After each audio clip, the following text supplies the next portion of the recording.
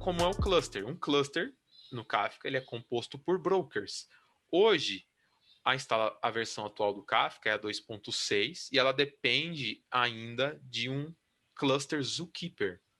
Então, hoje, se você vai instalar um Kafka em produção, ou enfim, para brincadeira ou para testes, você tem que instalar um cluster de Zookeeper e o cluster de Kafka, que é composto por vários brokers. Então, hoje, esse talvez seja uma das barreiras de uso, né? Algumas empresas acabam ou não instalando o Kafka e adotando uma versão gerenciada como a MSK ou outras opções em outras nuvens, ou até comprando aí a licença da Confluent, porque gerenciar o Zookeeper, na verdade, é o calcanhar de Aquiles aí, se você vai fazer uma instalação on-premise aí do zero. E já, porque já o cluster Kafka, ele é comparado com o Zookeeper, o cluster Kafka é bem mais simples. E aí, dando um zoom em um broker, né, um cluster composto por vários brokers Kafka. Dentro desse broker, nós temos, cada um deles, os seus tópicos, que podemos falar que o tópico ele é uma divisão lógica. Tá? Porque dentro desses tópicos nós temos as famosas partições, que aí sim são os locais físicos aonde as informações são persistidas. É exatamente nas partições onde os produtores colocam os eventos e onde os consumidores os consomem. Então, sempre podemos ler as partições como unidades de paralelismo do consumo, que é exatamente para esse fim que elas foram criadas.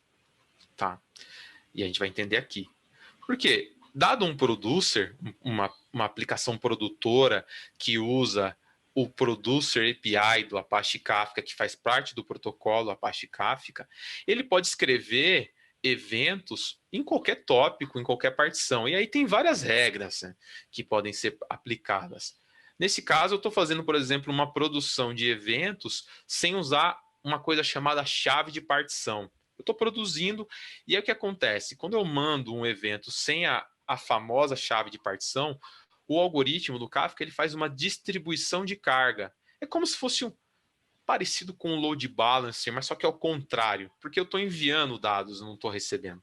Então eu estou mandando dados sem chave de partição para um tópico específico, e nesse tópico, o exemplo aqui tem duas partições. Aí ele vai distribuindo.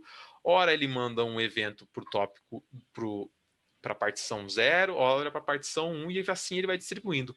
E cada evento que cai aqui, ele recebe esse número, 1, 2, 3, que são os offsets. O offset dentro de uma partição é o endereço físico do evento. Então, se eu mandar um ou vários eventos dentro de um lote, cada um desses eventos vai receber um offset, que é o endereço físico e único daquele evento naquela partição. Já entre as partições, esse número se repete. Uma característica interessante é que não existe garantia global de ordenação dentro do tópico. Isso significa que a ordenação ela só está em nível de partição. Então, se o produtor aqui mandou o evento 1, 2 e 3 e ambos, todos eles foram para a partição 0, o Kafka garante que eles sejam gravados na mesma ordem que eles foram produzidos na origem. Mas, e é por isso que muito quando se tenta usar o Kafka como fila, já se cai nesse problema, porque dentro de um tópico com várias partições, não existe garantia de ordenação entre as partições. Cada partição tem a sua ordenação local. E quem está consumindo, tentando buscar uma ordenação, entendendo que o tópico fosse uma fila tradicional, vai ter um grande problema para resolver. Porque parte dos eventos que ele imagina que estão em ordem, parte está numa partição, outra parte está em outra, e eles não são ordenados entre si. E aí vem o consumer. O consumidor, no Kafka, o modelo de consumo do Kafka é um modelo baseado em pooling. Pooling basicamente é o consumidor, ele vai a todo momento perguntando para o broker se tem novos dados para ele ler. Então, nesse modelo, não se corre o risco, por exemplo, de eu enviar mais dados do que uma aplicação consegue processar, que é saturar essa aplicação. A gente fala saturação. Se eu usasse um modelo de push, se eu me engano, o RabbitMQ trabalha no modelo de push, que é o inverso desse, que é o broker do Rabbit empurra dados para a aplicação, pode ser que eu sature ela não consiga processar além daquilo que eu estou mandando. Então o Kafka olhou para isso e falou: não, eu vou trabalhar no modelo de pooling. Então a aplicação só pede mais dados depois que ela terminar aquele lote que ela já tem. Ah, ela me pede mais, eu mando mais. Então esse é o modelo de pooling. Então toda vez que eu consumo, eu recebo um lote de eventos daquele tópico que eu estou consumindo, ou dos vários tópicos. Eu posso, como consumidor, consumir vários tópicos de uma vez, não exatamente um tópico, e eu vou recebendo porções daqueles eventos. E quando eu recebo essas porções no consumidor, eu vou processar. E aí tem uma fase final do processamento do consumo, que é o commit do offset. Apesar de ter esse nome, é um pouco diferente do commit que a gente está acostumado de banco de dados. Mas, de forma geral, eu estou confirmando para o Kafka que daquele lote que eu recebi de eventos, tá? Eu estou confirmando o maior offset de cada lote. Aqui nesse exemplo, eu recebi os eventos 2 e 3 dessa partição de cima e os eventos 5 e 6 da partição daqui de baixo. O que acontece? Eu estou confirmando para o Kafka apenas os maiores offsets processados. Eu jamais confirmo para o Kafka offset a offset. Isso prejudicaria muito a taxa de transferência da minha aplicação. E, lógico, tem outras formas de resolver esse problema. Mas, em linhas gerais, esse é o modelo de produção e consumo do Kafka, né? É o básico. Existem, logicamente, várias outras formas de a gente fazer esse tipo de processamento. E aí, a gente vai para mais um cara, que é o grupo de consumo, que é exatamente o que eu falei para vocês. É assim que o Apache Kafka trabalha. Para consumir, eu, como aplicação, sempre vou sobrescrever a um ou mais tópicos, informando qual é o grupo de consumo que eu participo. Isso é mandatório, porque é neste momento, eu informando o grupo de consumo, que vai acontecer uma coisa que é o balanceamento do consumo. O que o Kafka faz nesse momento? A hora que ele recebe lá o grupo de consumo de cada uma das aplicações que estão se sobrescrevendo, né, fazendo subscription para consumir tópico, o que o Kafka faz? Ele vai gerenciar isso. Ele fala, tem o grupo de consumo e esses são os participantes, A, B e C. E eles estão querendo consumir este tópico aqui que está no desenho. E esse tópico ele tem 3 partições. O que o Kafka vai fazer? Ele vai distribuir essas 3 partições para 3 consumidores. E é nesse momento que eu estabeleço quem vai consumir qual partição. E é assim que o Kafka garante, como eu falei lá no começo, que não vai haver duplicidade de processamento, porque o Kafka não vai olhar se ele mandou o evento 3 para o consumidor A. Essa decisão de para quem vai consumir os eventos é no momento do subscription e no balanceamento de consumo. Aqui nesse exemplo, vocês estão vendo, tem um consumer D, ele está aqui dormindo. Por que acontece isso? Porque, dado um tópico com 3 partições e o grupo de consumo, eu só posso ter até 3 consumidores. Jamais o Kafka vai permitir, usando o modelo de grupo de consumo dinâmico, que mais que um consumidor esteja na mesma partição. Por quê? Ele não vai. Isso vai gerar duplicidade de processamento. Porque geralmente esse grupo de consumo são cópias horizontais que escalaram daquele microserviço que processa pedidos de compra ou processa pagamentos. Então, se 2 deles estiverem na mesma partição, ambos vão receber o mesmo evento, logo vão processar a mesma lógica, e isso vai dar um problemão. Então, o número máximo de participantes em um grupo de consumo está limitado ao número de partições ao qual o tópico que eles estão consumindo, que eles fizeram subscription. Então, por isso esse cara, o D aqui, ele fica no modo idle, ele fica lá paradinho. Quando alguém aqui desistir do consumo ou falhar por algum problema, ele entra no lugar, que é o modelo de rebalanceamento. É nesse momento que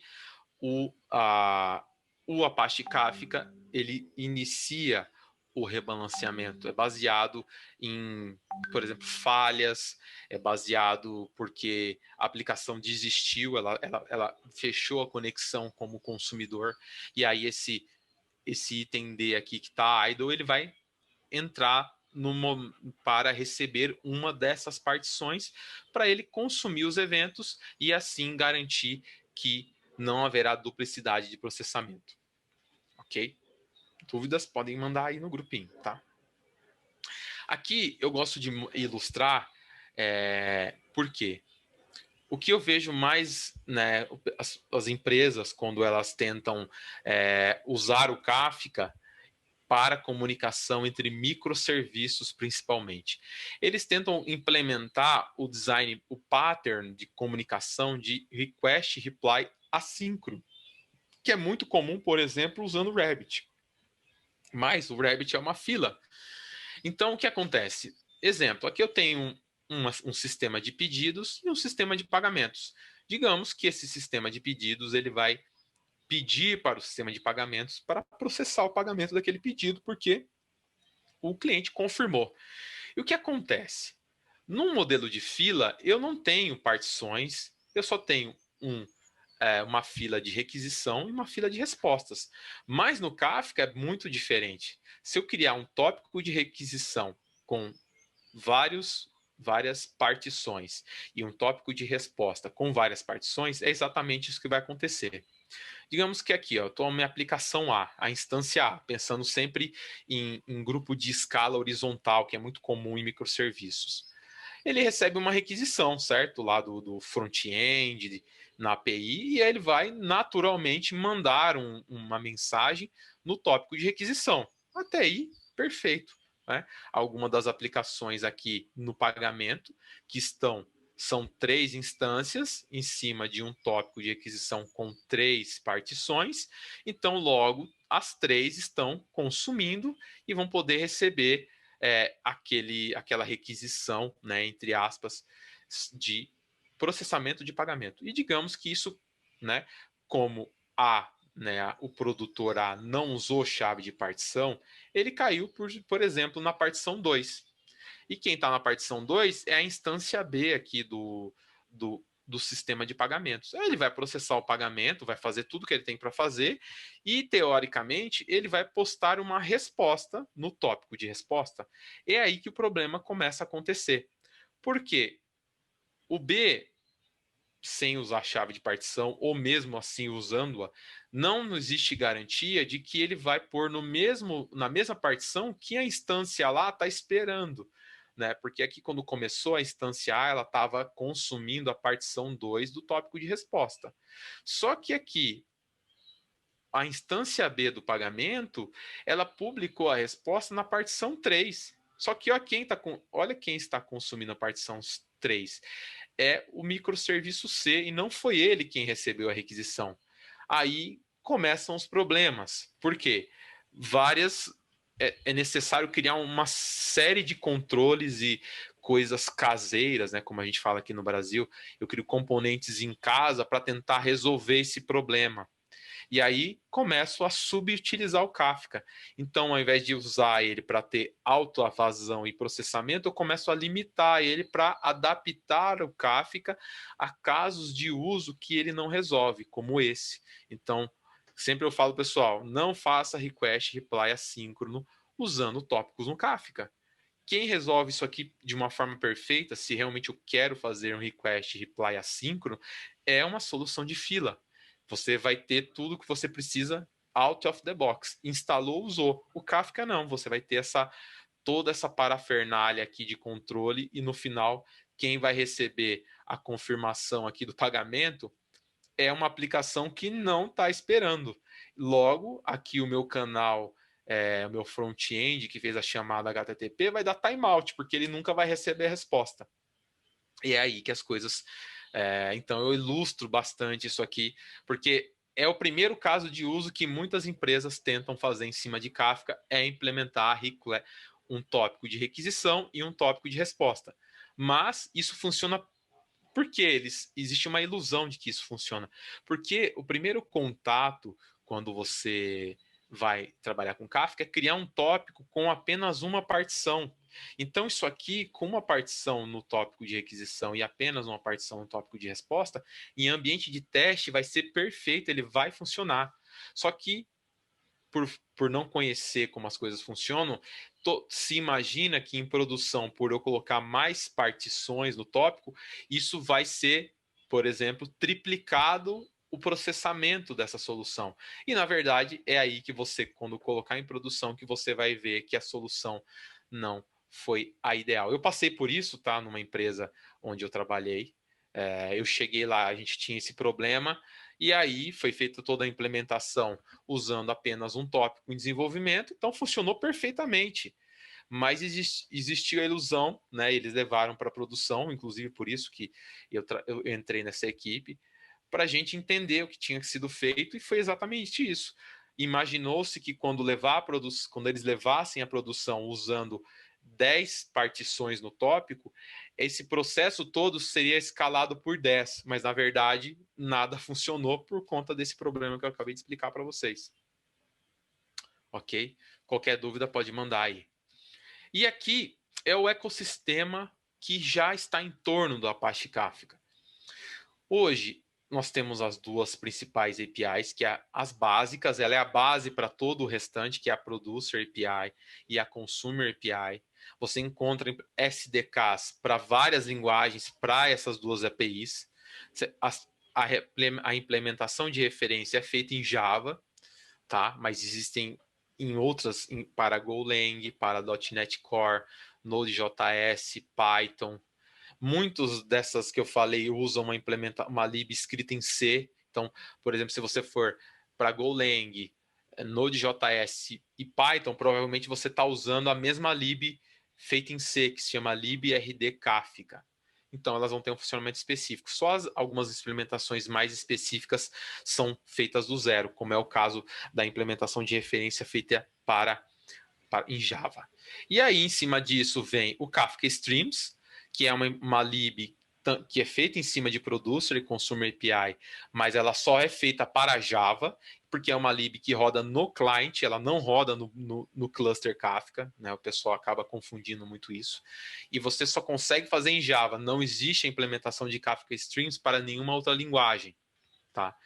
Tem o Kafka Connect, que também é em cima de Consumer Producer API, e ele é uma ferramenta para você conectar o Kafka à fonte de dados externas. Se você tem lá um banco de dados, um arquivo, uma API, uma fonte de dados na sua nuvem, você tem possibilidade de tanto trazer esses dados para o Kafka, quanto levar dados do Kafka para esses destinos usando o Kafka Connect. Então, sempre, se você for implementar uma aplicação, verifique se você já não resolve com o Kafka Connect.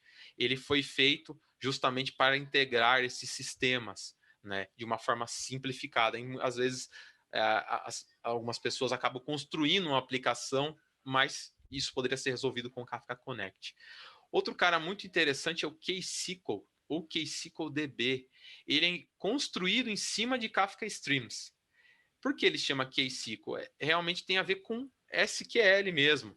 Ele tem uma notação similar ao nosso SQL tradicional, mas ele não é compatível com SQL, é só para trazer essa luz do SQL, mas com uma notação simples, sem ter que entender de programação em Java, por exemplo, você consegue processar strings, tá? É muito interessante o KSQL. E aí, para complementar isso, tem o REST Procs, para aplicações que não possuem ou não conseguem usar o protocolo binário do Apache Kafka. Então, uma aplicação escrita numa linguagem muito antiga, como Pascal, Visual Basic, eles não possuem SDKs nativas para Apache Kafka. Então, você pode usar um REST, né, uma aplicação, uma interface REST HTTP para produzir e consumir o Apache Kafka. E para completar a cereja do bolo, o Schema Registry, que ele é o nosso amigo onde ficam todos os esquemas Avro, Protocol Buffers e JSON Schema dos eventos que eu estou colocando dentro do Kafka. E ele atende todo o ecossistema. E transações, porque o Kafka permite que a gente faça transações, ou seja, produzir e consumir transacionalmente dados do Kafka. Aqui é um glossário, muitas das coisas aqui eu falei, mas é só para a gente ter um, né? Eu vou mandar o link para compartilhar com vocês essa apresentação, e aqui é para a gente ter uma ideia do que foi falado aqui. Algumas coisas eu não falei, mas é importante ter em mente essas palavrinhas. E é isso, pessoal.